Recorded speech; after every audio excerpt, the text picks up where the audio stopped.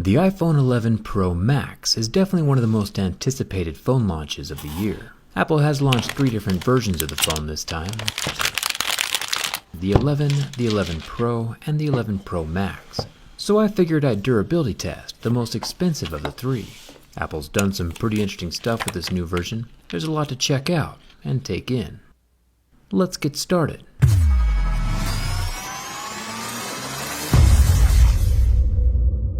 So iPhones have been able to fast charge for a few years now, but even though the iPhones could charge fast, Apple only included a slow 5-watt charger in the box, which I don't think was very fair. This year though, that's changed with the Pros. Apple has included an 18-watt fast charger in the box, which is a +1 for Apple for not making their customers go out and buy extra accessories to utilize their phone at full potential.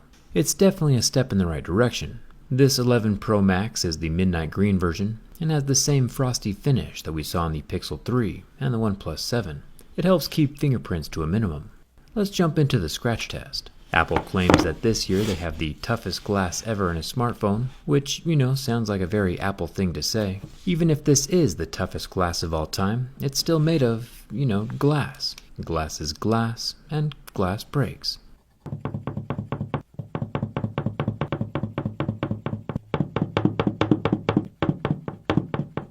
If anyone ever comes up with something stronger than glass, they'll definitely be calling it something different. Until then, we see scratches at a level 6 with deeper grooves at a level 7.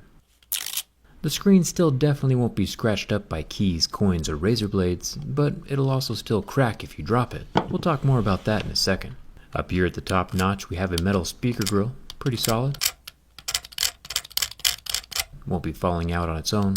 Another fairly substantial improvement this year is with the selfie camera. Of course, numbers aren't everything, but with 4K and slow motion on the front camera, Apple is actually competing with other flagships. I personally won't be posting any flowing hair slofies on Instagram anytime soon, but still, it's definitely a step in the right direction. There is the same plastic edge around the glass screen, which is a good impact layer between the 2 extremely hard materials, glass and stainless steel.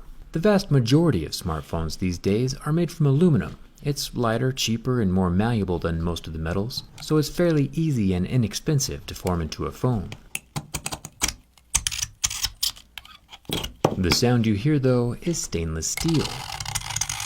Steel is a much stronger metal than aluminum, so strong in fact it's difficult for my razor blade to get a bite on the metal. Steel is a 5.5 on most scale of hardness, which is about the same level as my razor blade. Aluminum would be a 3 or a 3.5, which makes it much easier to scratch than stainless steel.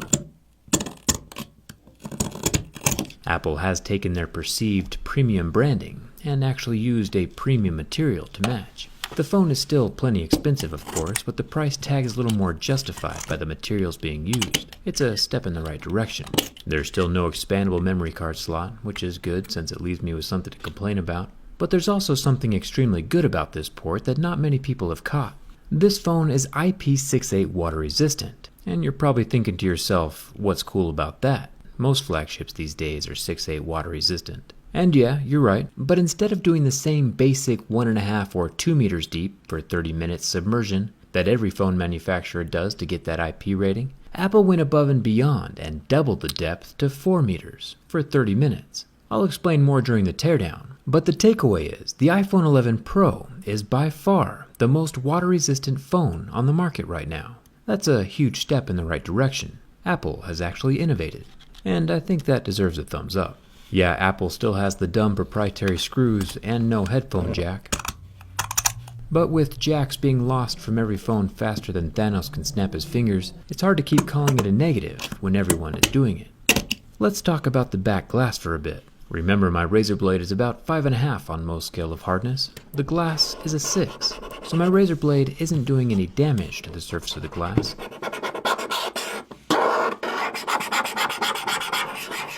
The glass is actually damaging my razor blade. Like sandpaper on wood. But it's only the rough parts of the glass that's causing the abrasions. The smooth Apple logo does nothing. But let's say you happen to have the copper cooling vapor chamber from a Galaxy Note 10 in your pocket.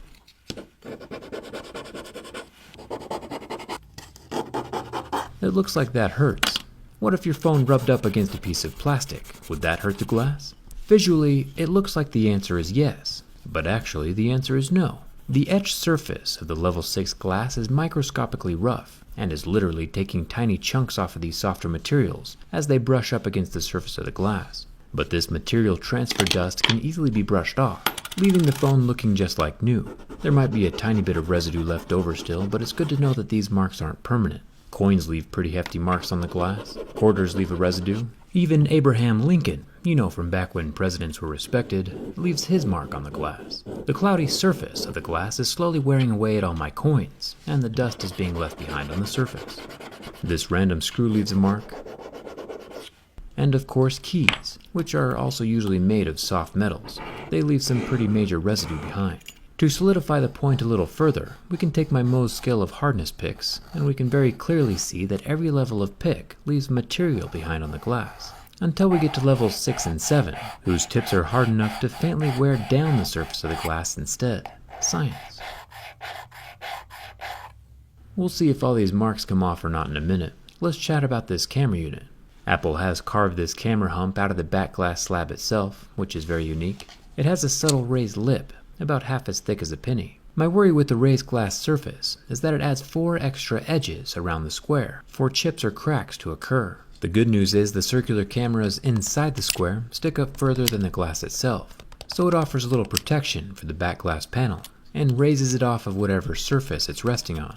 Like we've seen on several Android phones, the iPhone 11 Pro Max now has the perfect trifecta of cameras. A 12 megapixel 2x telephoto camera at the bottom, a 12 megapixel wide angle camera in the middle, and a normal 12 megapixel camera up top. Since my razor blade is doing no damage, we can tell it's protected by a scratch resistant material. Up until now, Apple has always claimed this material is sapphire. This year though, they didn't. There's no mention of sapphire anywhere on the iPhone spec list. It looks as though Apple is using the same hybrid material that they've always used for the camera lenses, still seeing the weird fracture scratch things at levels 6, 7, and 8. Apple's hybrid camera lens material is just as good and probably better than glass, and there should be a category for it, but at least now there's no misleading vernacular on the website. I think that's a step in the right direction. If the back glass of the iPhone does crack, the cracks won't affect the camera lenses or the cameras themselves, since each of them has their own little individual metal housing. The cracks will work their way through the glass panel, but not affect the lenses. Smart move on Apple's part.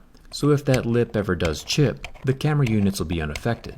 If you're still worried about scratches or getting residue caught up inside the textured iPhone surface, you can always add a skin, like this limited edition robot skin. Or if you're like me and always rock a case, dbrand's got you covered with the grip case. It's got some super clicky buttons, and the skin on the case is interchangeable. I'll leave a link down in the video description. And huge thanks to dbrand for sponsoring this video. I know a lot of you, when deciding what phone to buy, ask yourself, yeah, but can it withstand fire? And don't you worry, I have that covered. The iPhone 11 Pro Max has a 6.5-inch 1242 by 2688 resolution screen. And that Super Retina XDR OLED withstood the heat from my lighter for a full 60 seconds, without leaving a mark. Remember, the invisible oleophobic coating evaporates, and that covering is kind of important, so don't try this at home. But at least now we know that, fire is hot. So you might have noticed that over the course of this video, the heavy marks I made on the back panel with different metals have already started to rub off. When my hand brushes up against the phone, the dust falls away, leaving the phone glass looking almost as good as new. It really is rather impressive.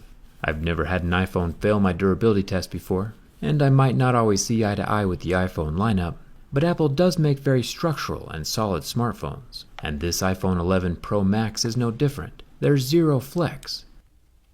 These premium materials are combined to make an extremely solid build. Apple has used recyclable stainless steel on this phone, and is currently using 100% recycled aluminum to build the MacBook Air, the Mac Mini, the Apple Watch, and the new 7th generation iPad, which is something to be super proud of. There has been a shift over at Apple. Yeah, Androids can still do more, but Apple has taken so many steps in the right direction with this new iPhone 11 Pro that I'm running low on things to complain about, and that's definitely a good thing for everyone. There's a lot more to talk about and review this from the inside, so hit that subscribe button so you don't miss the teardown. It's free and coming out with me on Instagram and Twitter. Thanks a ton for watching. I'll see you around.